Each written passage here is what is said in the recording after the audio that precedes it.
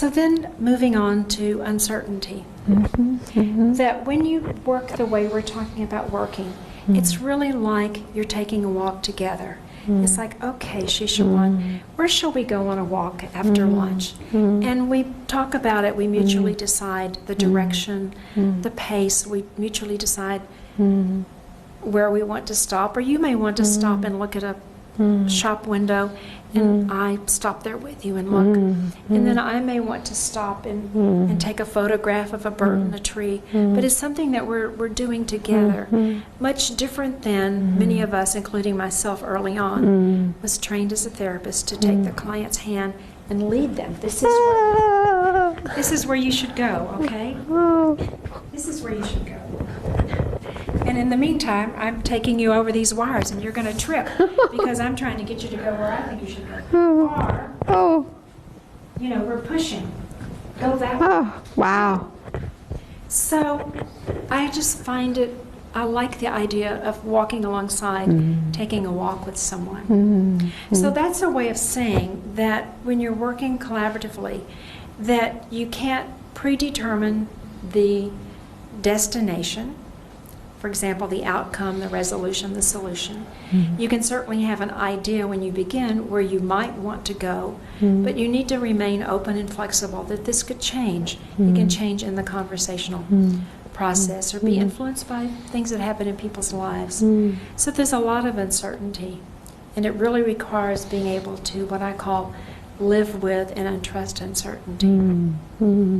I had a student at the Institute in Houston, and he was a psychiatrist from the Central American country of Nicaragua, and he was having a really, really difficult time with uncertainty, and he needed certainty. His patients back in Nicaragua needed certainty, and he just didn't think that this way of working would work there at all, because they came in, they wanted to meet an expert, and they wanted to know, just like you take your car to a mechanic, okay, I've fixed your problem, and you're not going to have any more problems with it. If you do, come back. So, all of a sudden, one day, he had been there, let's see, this was about the month of December, so he had been there about 4 months.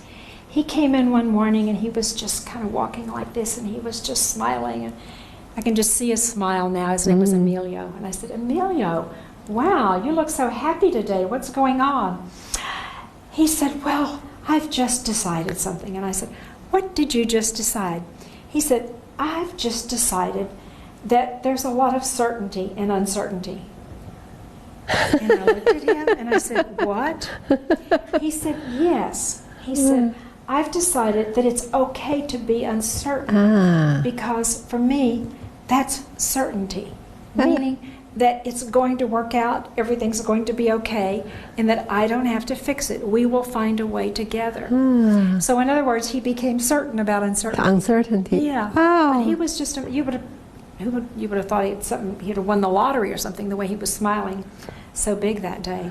I wonder how he got the idea, certain about uncertainty. He had a story about that. It's just that he had been talking with himself and his own struggle, and somehow out of his own struggle and out of his frustration.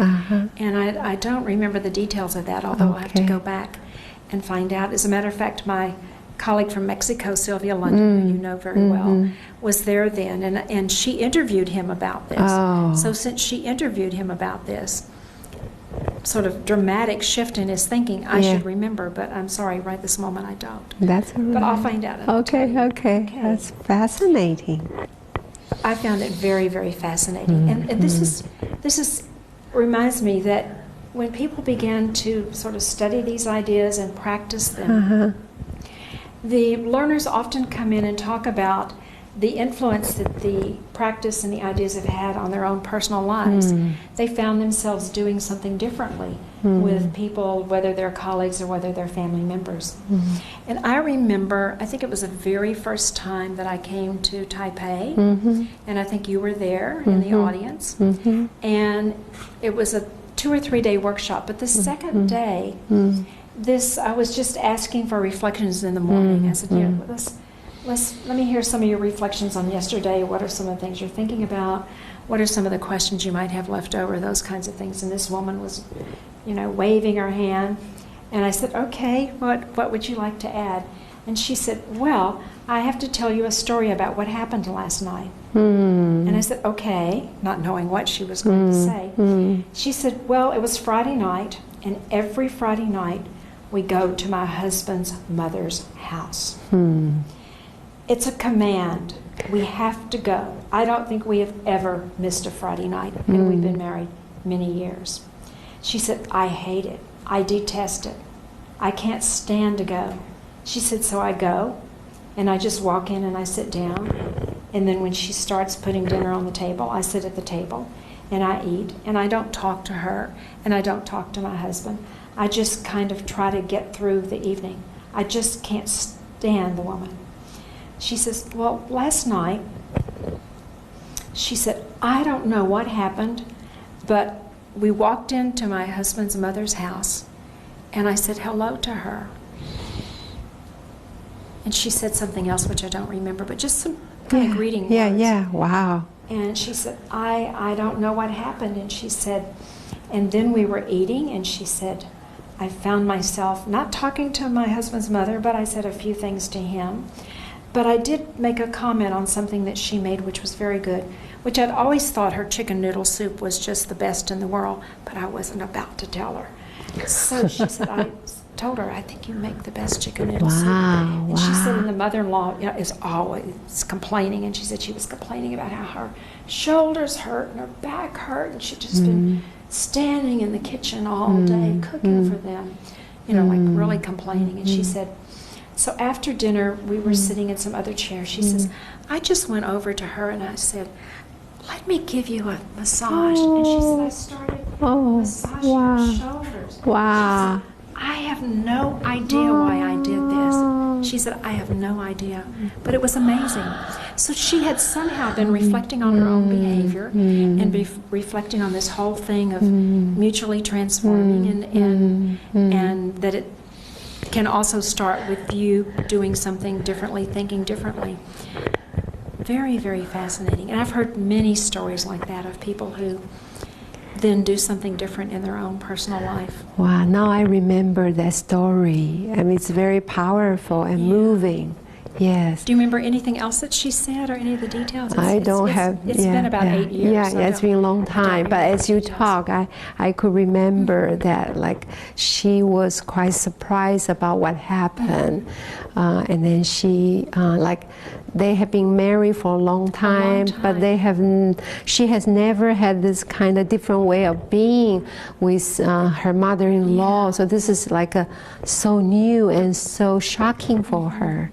But it's wonderful. And she was so pleased with herself. Yes, and then I'm also remembering a man that I talked to in an Asian country, and he wanted to talk about his father and his relationship with his father. And he was a participant in the workshop, and he happened to be a university professor. And I guess he was, I would say, probably in his late 30s. And he had been living with his father ever since his mother died. And he had decided fairly recently, I think I remember about in the last 6 months, that he would move out and live on his own, because that's something he had wanted to do for a long time. And he was feeling really, really guilty about it. And his father would call him every day at least once and try to get him to come over. And he would always have some excuse for not going. He said, because he said, I'm really so ashamed of what I did and what I'm doing. He said that I can't face my father. I can't even be with him. And so we just talked about this, and I learned a little bit more about him and his father and how it was before his mother died, and just generally. And so it was a point where we had to pause the conversation. And I wished him the very best. And off he went. And the next day, as I often do when I have what I call a conversation with someone in the center of the room, I asked him, would he mind if someone spoke with him and asked him about his experience of talking with me, and maybe what he had been thinking about between then and now. And so he he came up and someone in the group had a conversation with him, and he said some things like he felt like I was listening to him, and he didn't feel like I was giving him advice, or he didn't feel like I was judging him. And then they asked him what kind of thoughts or conversation he had with himself between the conversation then and now about what he was talking about. He said, I haven't thought about it. And then he says, but I did a strange thing. I called my father and I invited him to dinner tonight. And so I'm taking my father to dinner tonight. Wow. And I wrote a little story about that, and I titled it, I'm Taking My Father to Dinner Tonight. So it's really interesting. He said he hadn't thought about it, and he probably hadn't thought about it. If he said that, I believe him. But somehow he called his father, and he was going to take his father to dinner. Wow. So you just hear these kinds of things. So that's the uncertainty. It's nothing that I could predict at all, or that anyone could predict. Things happen after the conversation. After the conversation. And for many people, the conversation in some way continues, either with themselves or with someone else. Yeah. But it's just very, very interesting in terms of things that people do. Had I said, okay, I really think you should get over this shame and guilt, and you should try to repair your relationship with your father, and why don't you think about calling him and inviting him to dinner? He probably would have said, I can't do that. But I didn't suggest that to him because I wouldn't do that. My sense is that you probably have created a dialogical space that invite him or many people to begin to think differently and having a different dialogue with themselves, and also thinking, oh, what might be the other way? It may not be just words, but it could be relationship or something or expression. And so I think that space, I think that when people have conflict or have distance with someone else, could be family or friends, that everything kind of gets stuck here. I don't want to deal with this person. I don't like him. So the dialogue gets stopped. But I think that my sense is that you are helping people to create a space to have that dialogue flowing with self and with others.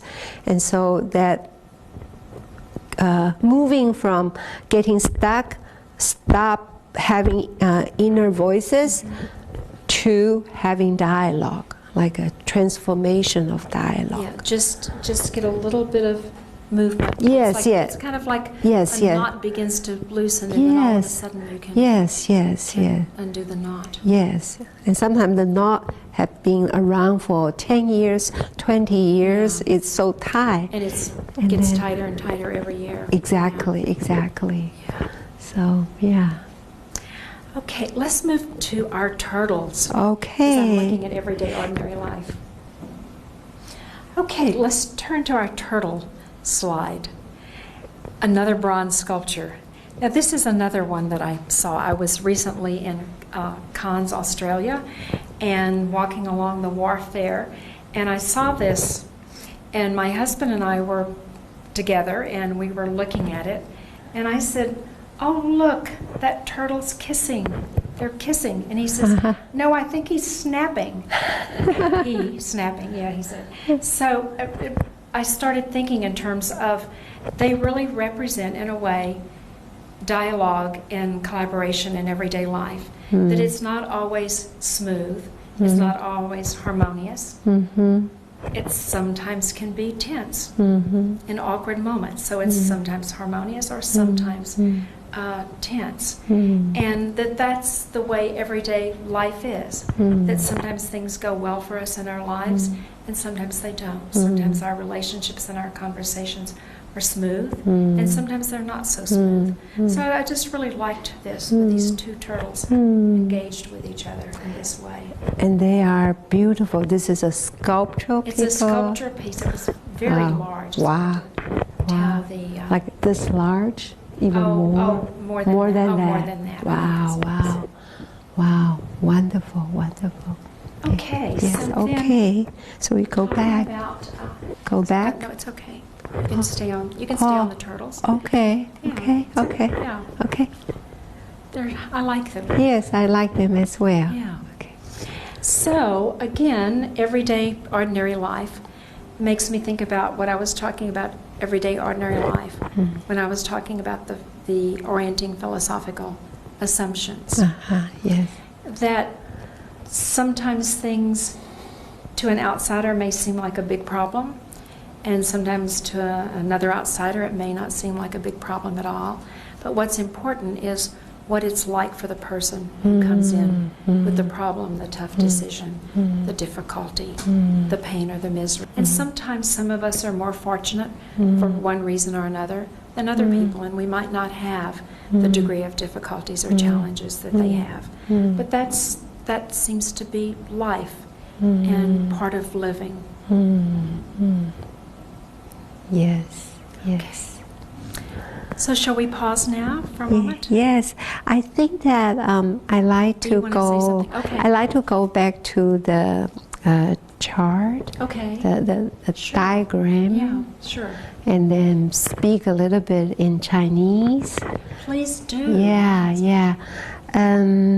我想说的是，我每一次看这个哲学的立场我都很感动然后觉得哈令老师把他这么多年来发展出的理论把它整理成这7个我们怎么样子去有敏感度的去表达去执行所以每一个都是就是我刚刚在听的时候我的心是暖暖的然后呢觉得真好真好我想跟大家说的是就是这些东西听起来都是一种概念但是就像我前面说的这些概念都在邀请大家做一些思考就是我们要如何带着这些理念去对话我们平常比如说 not knowing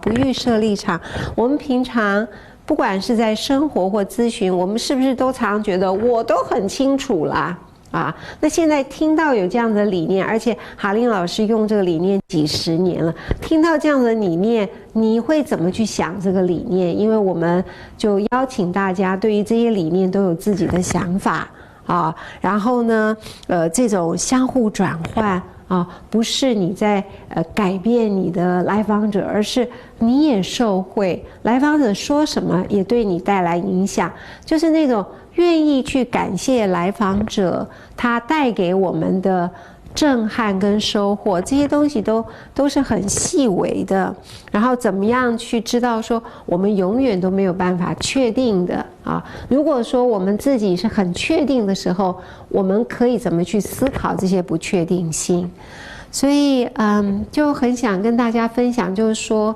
这些东西我已经听了很久了但是每一次去想这些东西都觉得对我的生活或对我的专业都有很深的影响所以就邀请大家慢慢琢磨慢慢品味慢慢理解 Basically I like people to kind of take the time to think about this, to think about how this is in relation to what they already know, or how are they similar or different, and just think about this.